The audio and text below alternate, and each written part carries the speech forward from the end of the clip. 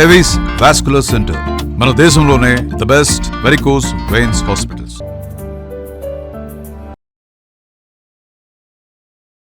ఉల్లిపాయ సన్నగా మనం ఉల్లిపాయ పకోడీ కనగానే చీలికలు తరిగేస్తాం. ఇందులో వేసి మొత్తం వేసేనా? వేసి ఉల్లిపాయ పకోడీకి ఒక ప్రిపరేషన్ ఉంటుంది ఖచ్చితంగా. అవునవును. దీన్ని ఏం చేయాలి? ఈ ఉల్లిపాయల్ని బాగా నలిపేసి ఉప్పు తర్వాత కారం మనం అల్లం పచ్చిమిర్చి అది వేసేసి బాగా నలిపేస్తే కొంచెం నీరు వచ్చేస్తుంది. అవును. అప్పుడు ఇది ఎన్ని ఉన్నాయో అందులోకి సగం కంటే ఒక నలకంత ఎక్కువ శనగపిండి పడుతుంది. పిండిలో కనుక ఇది వేసేసామనుకో అప్పుడు ఎక్కువ నీళ్లు పోసేస్తాం, దానివల్ల నూనె ఎక్కువ పీల్చేస్తుంది, కరకరలాడుతూ క్రిస్ప్గా రాదు. ఉప్పు వేసి రమ్మగారు నాకు ఒక్క అనుమానం, మనం చూడండి వెయ్యి పడుతుంది ఇంకా కొంచెం. మీరైనా నేనైనా చాలా వరకు చేతులు పెట్టేస్తున్నాం. అవును అవును, ఈ పని ఎవరు చేస్తారు? ఇది ఓకే రమ్మగారు. ఇప్పుడు నన్ను ఉల్లిపాయలు వేయమన్నారు, చేత్తో తీసివేశాను, లేకపోతే ధనియాలో జీలకర్ర ఏదో అంటే గబుక్కుని చెయ్యి వచ్చేస్తుంది. చూసేవాళ్ళు ఇది ఏంటి వీళ్ళు హైజీన్గా ఉండట్లేదు, చేతులు వాడేస్తున్నారని అనుకుంటారా? అంటే ఇప్పుడు చేతులు వాడి పెట్టి నువ్వు ఏమైనా ప్రేక్షకులకి తినిపిస్తున్నావా? మనమే కదా అవును అవును. చేతులు వాడకుండా ఎవరు ఏం పని చేస్తారో కనుక్కో ఒకసారి. వంటింట్లో ఎవ్వరం ఏమీ చేయలేరు కదా. చేయలేరు, చెయ్యరు. ఒకవేళ అలా చేయాల్సి వస్తే అది వంట బాగా ఏం కుదరదు. కుదరదండి. అమ్మయ్యా. ఓకే. ఇప్పుడు కొత్తిమీర కాదు కరివేపాకు వేసేసి ఇది నీరు వస్తుంది. చేత్తో చేస్తేనే తృప్తిగా ఉంటుంది. ఇప్పుడు అన్నమైనా చూడండి, చేత్తో తినాలి, తినిపించాలి. అవును కదా రమ్మగారు. ఈ కొత్తిమీర కానీ కరివేపాకుని బాగా నలిపితే మంచి వాసన వస్తుంది. ఇది ఎంత నలిగితే ఇప్పుడు చూడు నీరు నీరుగా వచ్చేసిందా, ఈ నీరుకు సరిపడా మనం శనగపిండి వేసుకోవచ్చు. అన్ని ఉల్లిపాయలు కొద్దిగా సెపరేట్ అయ్యేలాగా చేసుకుంటే బాగుంటుంది. దీన్ని ఇంకా సన్నగా ఉల్లిపాయలు తరుక్కోదలిచినా సరే తరిగిన కొందికి మన చాయిస్ తరిగిన కొందికి వస్తుంది. ఇప్పుడు ఏం చేస్తామంటే అల్లం పచ్చిమిర్చి ముద్దుంది, అది కాస్త వేసేసి, ఒకవేళ మీకు పచ్చిమిరపకాయలు పడకపోతే చూడండి వీటిని చివరికి వేసుకోండి, వేసి అది పట్టేస్తుంది. ఇది ఎంతకి ఎంత అనేది చాలా మంది ఆలోచన. ఇది ఇప్పుడు ఎలా తెలుస్తుంది మనకి? ఉల్లిపాయలని మనం శనగపిండిని కొలత చెప్పుకోవచ్చు. ఒక అరకిలో ఉల్లిపాయలు అనుకోండి, పావు కిలో ఇంచుమించుగా పిండి పడుతుంది, అంతే లెక్క. ఉప్పు కారాలు మన చాయిస్, మన అలవాటుని బట్టి. ఓకే. ఇప్పుడు ఏం చేస్తామంటే చూడు చాలా తడి వచ్చేసింది ఆల్రెడీ. కొంచెం ఏం చేద్దామంటే ఒక కప్పు శనగపిండి వేస్తే కనుక హాఫ్ కప్ కంటే తక్కువ బియ్య పిండి వేసుకోవాలి. ఇప్పుడు ఇందులో ఎంత పడుతుందో చూద్దాం. ఓకే. పిల్లల్ని కూడా చేత్తో తీసుకొని తినాలి అని చెప్పి మనం ఒక టాపిక్ కూడా మాట్లాడాం కదండి. అవును. వేసి పిండి వేయి, ముందు సగం వేయి చూద్దాం. చూడండి. ఆగు. ఇప్పుడు కొద్దిగా అంత బియ్య పిండి వేయి.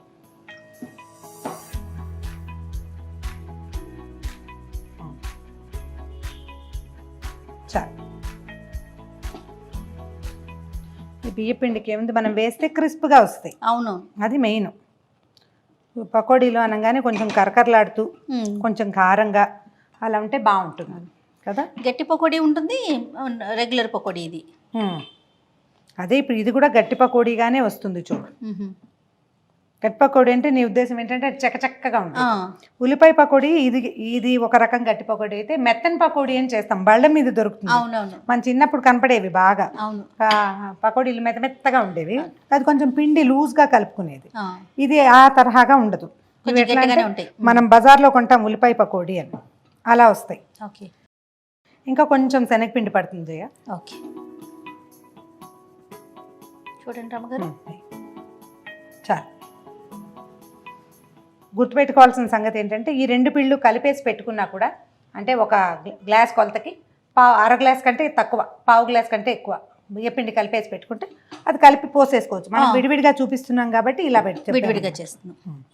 ఇప్పుడు ఏం చేస్తామంటే కాసిన ధనియాలు చేతిలో వేసుకుని గట్టిగా నలిపితే మనకి మంచి అరమ వస్తుంది.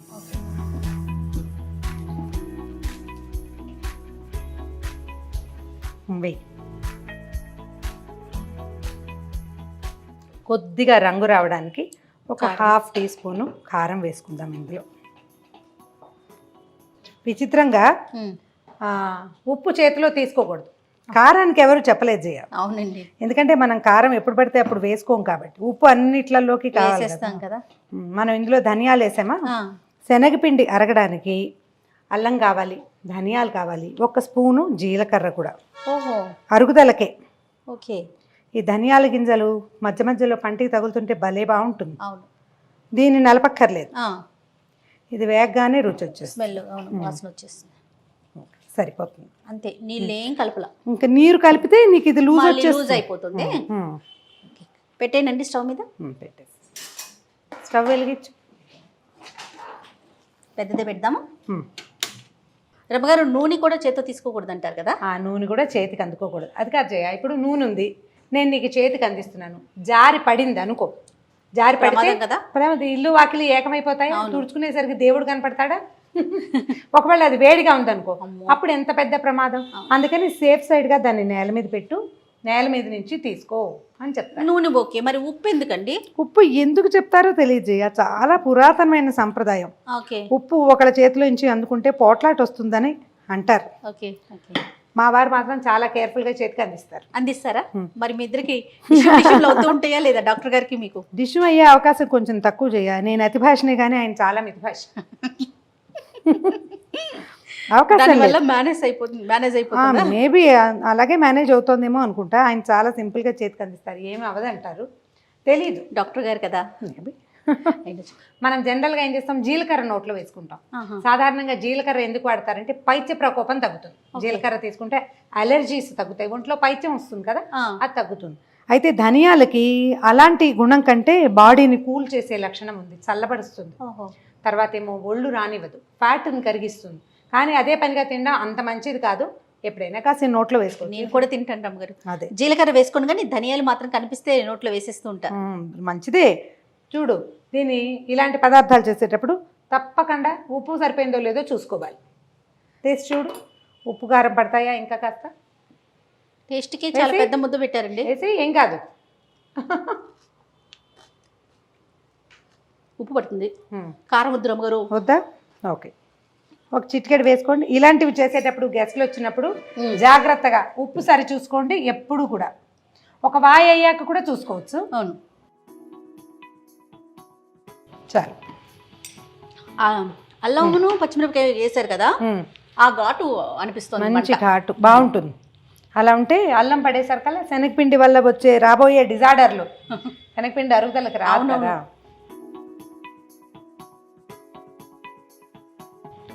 ఇంకొక క్షణం కాగాలి నూనె. మీడియం ఫ్లేమ్ మీద వేయించుకోవాలి పకోడీలు. ఇప్పుడు ఇందులో ఇంకా మన తెలివితేటలు బోల్డ్ అన్ని వాడుకోవచ్చు. చెప్పండి. బోల్డ్ రకాలు. కాగిన నూనె పోస్తారు కొంతమంది క్రిస్ప్గా రావడం కోసం. వేడివేడి నూనె, ఇప్పుడు మనం శనగపిండి వేసామా, అప్పుడు కాగిన నూనె ఒక గరిటె వేసేసుకోవడం. ఇది కలపక ముందు కలుపుతూ ఉండగానే నూనె పెట్టేసుకోవడం. ఇక లేట్ లేదనమాట, మనం వెయిటింగ్ టైం ఇచ్చేస్తున్నాం. ఆ లేట్ లేకుండా మనం మాట్లాడడం కోసం టైం వాడుకున్నాం. కానీ అది పొయ్యి మీద పెట్టేసి ఇది కలిపేసుకోవాలి. చక్క చక్క చక్క అయిపోతుంది. ఇది కలిపాక ఇది పక్కన పెట్టి అది పెట్టడం కాదు, అది పెట్టడము, ఇది కలిపేసేయటం. ఓకే, అది కాగుతుంది కదా, ఆ నూనె ఒక గరిటె తీసి ఆ వేడి వేడిలో వేస్తారు. వేస్తే బాగుంటుంది. వేసి ఇంకా మీకు ఎక్కువ క్రిస్ప్గా వస్తుంది. ఓకే. ఇదేం లేదు జయ, చేత్తోటి చిన్న చిన్న చిదపలుగా డ్రాప్ చేసేయండి. ఈవెన్గా వేయక్కర్లేదు, ముద్దలుగా వేయక్కర్లేదు. స్టవ్ ఏమైనా తగ్గించమంటారా? కొంచెం తగ్గించు, మీడియం ఫ్లేమ్ మీదే ఇది వేగనివ్వాలి. ఇది చెయ్యి పట్టలేని వాళ్ళకి ఒక రవ్వ ఇబ్బందిగా ఉంటుంది, చెయ్యి పడితే ఏముండదు. తొలివాయి కొంచెం నిదానంగా వేసుకోండి, ఎందుకంటే నూనె పొంగి పైకి వచ్చేస్తుంది కాబట్టి.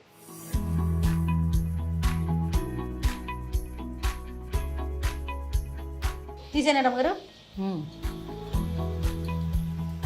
ప్లేట్ దగ్గరికి పెట్టుకోజాయా. ఓ టిష్యూ పేపర్ వేసి దాని మీదకి తీసుకుంటే కొంచెం సరిపోతుంది. ఓకే. చిన్న ముక్కలు ఉన్నాయి, చిదపలు మాడిపోతాయి, అవి కూడా తీసేసి. ఓకే.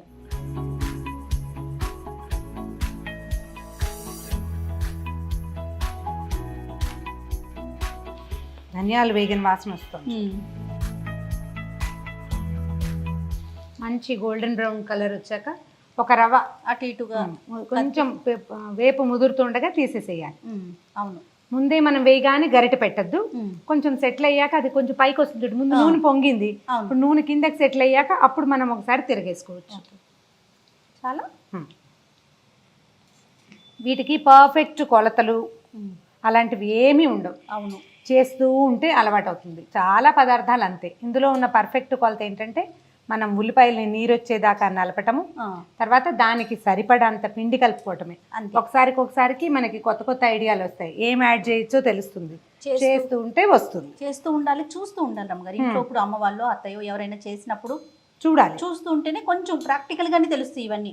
ఈసారి ఏదైనా వేపు ఎక్కువైంది ఒకసారి, అవును. రెండోసారి వేపు సరిపడా తీసుకుంటాము, ఉప్పు ఎక్కువ తక్కువ చేస్తూ ఉంటే ఆటోమేటిక్గా తెలుస్తుంది. ఈ పదార్థాలకు మనకు విసులుబాటు ఏంటంటే పిండి నోట్లో వేసుకుని చూసుకోవచ్చు కదా, అవును, చూసుకుని టేస్ట్ సెట్ చేసుకుని ముందుకు తీసుకెళ్ళిపోవటమే. అంతే. అంటే నేను ఈ పెద్దగా కొలతలు వాటి మీద పెద్దగా నాకు నమ్మకం ఉండదు చేయాలి, డైరెక్ట్ గా వేసేస్తారేమో. కొంచెం చూసుకుని చేసుకుంటుమే అంతే.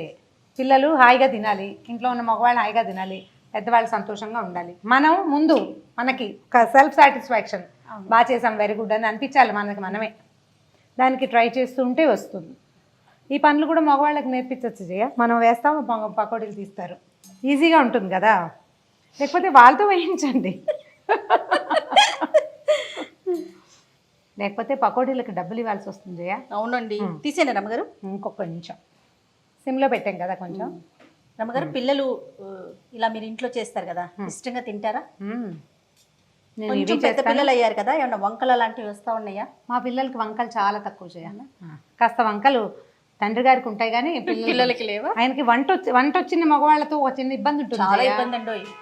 పిల్లలకి ఏం బాగానే ఉందిగా అంటారు వాళ్ళు, సాసులు అవి వేసుకుని తినేస్తారు, తింటారు, తీసేసేయచ్చు. ఇంకా ఇంకొక క్షణం అయ్యాక మళ్ళీ ఇవి రంగు పెరుగుతాయి. మనం తీసినప్పటికీ అప్పటికి కలర్ పెరిగినాయి చూడు, నీ పక్కన ఉన్నవి చూడు ఎంత బాగుంది రంగు, సూపర్.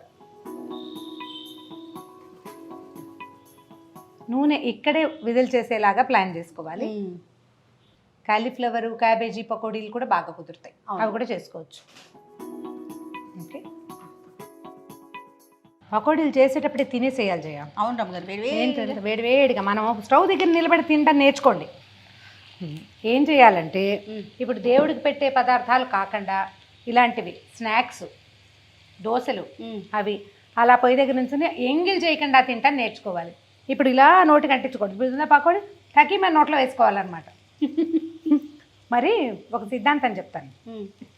తిరుపతిలో చదువుకున్నాను కదా నేను, మాకు క్లాస్మేట్ కాదు అమ్మాయి మాధవి అని కొంచెం పాప, బాగా ఫ్రెండ్, నాతో పాటు ఉండేది. తను అప్పుడు ఎంఏ చేసేది, నేను బిఏడి చేసేదాన్ని, ఆచార్య అంటారు దాన్ని. అయితే చక్కగా జామకాయలు అవి ఇవి చక్కగా తెచ్చుకుని కాలేజీలో తింటుండేవాళ్ళం. వాళ్ళ క్లాస్లో ఒక ఆయన చేరారు. అయితే ఈ అమ్మాయి ఏం చేసేది, పిల్లకి జామకాయలు అవి తింటే అక్క మొత్తం తింటాను కానీ మొత్తం జామకాయ కొరుకుని తినేదనమాట. వాళ్ళ క్లాస్లో ఒక ఆయన చేరారు, కొంచెం పెద్దవారు అనమాట. అది ఏమంటే అలా కోతిపిల్లలాగా కొరుకుని తినకూడదు అంటే, జామకాయ కొరుకుని తినకూడదు, అట్లా పనికిరాదు, ముక్కలు కట్ చేసుకుని తినమంటే కట్ చేసుకుని తింటే మజా రాదు. మామిడికాయలు, జామకాయలు, యాపిల్స్ అట్లాగే కొరుకుని తినాలని ఉంటుంది చాలా మందికి. ఈ మా ఇంట్లో కూడా అలా తినకూడదు చేయాలి, కట్ చేసుకోవాలి. అండ్ ముక్క ఎంగిల్ చేయకూడదు, నోట్లో అలా వేసుకోవాలి. ప్రసాదం కూడా ఇలా నోరు పట్టించి తినకూడదు అనమాట, ఎగరేసుకోవాలి. అది అలవాటైతే తమిళియన్స్ చూడు కాఫీని ఎత్తిపోసుకుంటాం, అవును అట్లా కనుక అలవాటైతే అప్పుడు మనం స్టవ్ దగ్గర నిలబడి పనిచేస్తూ చకచక కాసిన బజ్జీలు అవి ఇవి నోట్లో వేసుకోగలుగుతాం. లేదనుకోండి అందరికి పెట్టాక తినాలనిపించదు, స్టవ్ దగ్గర ఇంత నూనె దగ్గర నుంచున్న వాళ్ళకి తినబుద్ధి కాదు, చూసి చూసి తినాలని అనిపించింది. స్టవ్ ఆఫ్ ఆపేసాం. ఉల్లిపాయ పకోడీ మీద గార్నిషింగ్కి కరివేపాకు, చివరికి మనం స్టవ్ ఆపేసాక కొంచెం కరివేపాకు నూనెలో వేస్తే చిట్పట్లాడుతుంది. ఆ ఆకు తీసి కనుక దాని మీద పెడితే తినడానికి కూడా బాగుంటుంది, చూడడానికి అందంగా ఉంటుంది, ఇది కూడా క్రిస్పీగా ఉంటుంది, క్రిస్పీగా ఉంటుంది. మనం అందులో కూడా కరివేపాకు వేసాం, పైన వేసిన కరివేపాకు కూడా తినడానికి బాగుంటుంది. ప్లేట్లో సర్వ్ చేసేటప్పుడు కాసిన ఆకులు వేసేస్తే ఎక్సలెంట్గా ఉంటుంది. మీ ఉల్లిపాయ పకోడీ రెడీ. టేస్ట్ చూడండి రమ్మగారు. వాళ్ళు నేనే చూడనా? అంతే. ఓకే, పిండి నాకు చూపించారు కదా. ఓకే, చాలా క్రిస్ప్గా వచ్చినాయి. ఇలాగే చేసుకోండి. ఇందులో నూనె పోయాల్సిన పని కూడా లేదు. ఇలా చేస్తే నీళ్లు తగిలించామా మెత్తగా అయిపోతాయి. అవును, నీరు తగిలించకుండా చేస్తే చక్కగా క్రిస్ప్గా వస్తుంది. నువ్వు కూడా ఒకటి రుచి చూడు. చక్కగా బయట వర్షం పడుతోంది, వేడి వేడి పకోడీ వేసుకుని తిని, సో కొంచెం ఇవి తీసుకొని ఒక కప్పు టీ తాగితే ఈవినింగ్ అంతా సూపర్ కదా. ఈసారి దీంతో లెమన్ టీ ట్రై చేయండి, ఎంత బాగుంటుందో చెప్పండి. మామూలు టీ కంటే కూడా బాగా వచ్చినాయా? క్రిస్ప్గా ఉంది. అంటే బియ్యం పిండి తగలటం వల్ల, బియ్యం పిండి వల్ల, మనం నీళ్ళు అసలు పోయకపోవటం వల్ల, అంతే. చాలా బాగుందండి, బా వెరీ గుడ్, టేస్ట్ అదిరిపోతుంది. థ్యాంక్ యూ రమ్మగారు. థ్యాంక్ యూ జయ.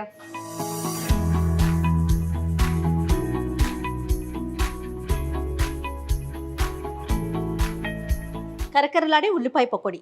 మర్చిపోకుండా కరివేపాకుని వేయించి స్టవ్ ఆఫ్ చేసేసినాక వేయించి ఇట్లా వేసుకోండి. నిజంగా చాలా బాగున్నాయండి. డెఫినెట్గా మీరంతా ట్రై చేయండి. కొత్త కొత్త రెసిపీల్ని కనిపెట్టండి. అలానే ఇంకా కొత్త రెసిపీలు కావాలంటే సుమన్ టీవీ మామ్స్ కిచెన్ని సబ్స్క్రైబ్ చేసుకోండి.